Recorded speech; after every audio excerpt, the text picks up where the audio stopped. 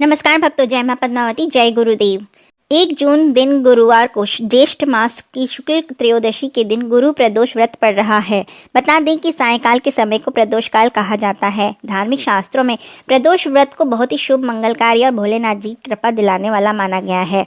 त्रयोदशी तिथि के दिन सायंकाल के समय प्रदोष काल में भगवान शिव जी की पूजा की जाती है। प्रदोष व्रत अति श्रेष्ठ, शत्रुनाशक तथा भक्ति प्रिय व्रत होता है, जो कि शत्रुओं का विनाश करता है और सभी कष्ट और पापों को नाश करने वाला माना जाता है। इस दिन गुरु प्रदोष व्रत को करने से 100 गायों के दान करने का पुण्यफल प्राप्त होता है। इस दिन पूजा में एक जल से भरा हुआ कलश, बेलपत्र, धतूरा, भांग, कपूर, सफेद और पीले पुष्प एवं माला, आंकड़े का फूल, सफेद और पीली मिठाई, सफेद चंदन, धूप, दीप, घी, सफेद वस्त्र, आम की लकड़ी, हवन सामग्री, एक आरती के लिए थाली आदि सभी सामग्री एकत्रित कर देव गुरु बृहस्पति तथा शिव पार्वती जी का पूजन किया जाता है। साथ ही ओम नमः शिवाय, ओम ब्रीं बृहस्पते नमः मंत्र का जाप करने का महत्व ही अलग है। जून माह में संयोगवश 2 गुरु प्रदोष व्रत पड़ रहे हैं। एक 1 जून को पड़ेगा और दूसरा 15 जून को।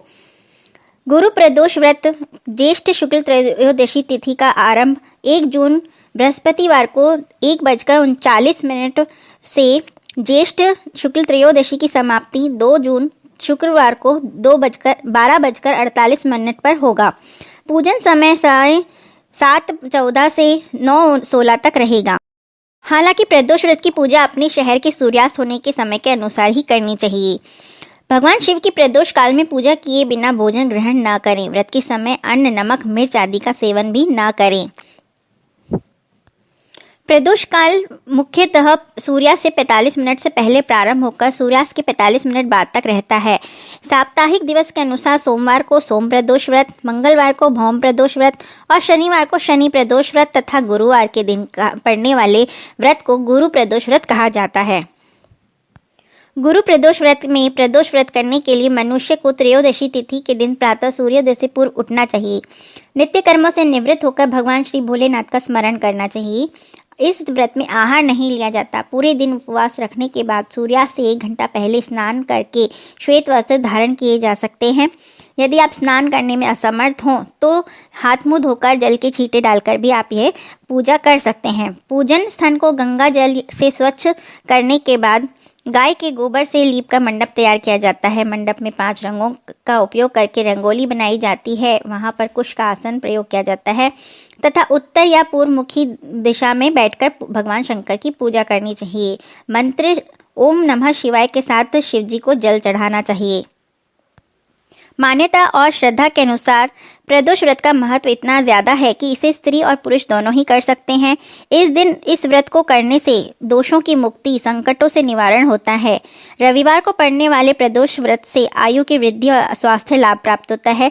सोमवार के दिन प्रदोष व्रत करने से आरोग्य प्रदान होता है और इंसान की सभी इच्छाओं की पूर्ति होती है। मंगलवार के दिन त्रयोदशी का व्रत करने से अनेक प्रकार के रोगों से मुक्ति और स्वास्थ्य लाभ प्राप्त होता है। बुधवार के दिन उपासक की सभी मनोकामनाओं की पूर्ति होती है। गुरुवार के दिन प्रदोष व्रत करने से उपासक की सभी मनोकामनाओं की पूर्ति होती है और साथ ही शत्रुओं का नाश होता है। शुक्रवार के दिन प्रदोष व्रत करने से सौभाग्य और दाम्पत्य जीवन में सुख शांति आती है।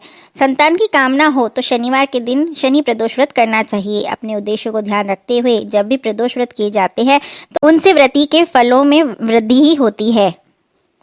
इस व्रत को 11 या फिर 26 त्रयोदशी करने के बाद व्रत का उद्यापन करना चाहिए। व्रत का उद्यापन त्रयोदशी तिथि पर ही करना चाहिए। उद्यापन से पूर्व श्री गणेश जी का पूजन किया जाता है, कीर्तन जागरण किया जाता है। ओम उमा सहित शिवाय नमः इस मंत्र का 1 माला या 108 बार जाप करते हुए हवन करना चाहिए। आहुति के लिए खीर का प्रयोग करना चाहिए और हवन समाप्त होने के बाद भोलेनाथ की आरती की जाती है। शांति पाठ किया जाता है। 2 ब्राह्मणों को भोजन कराया जाता है। साथ ही सामर्थ्य अनुसार दान दक्षिणा देकर आशीर्वाद प्राप्त किया जाता है।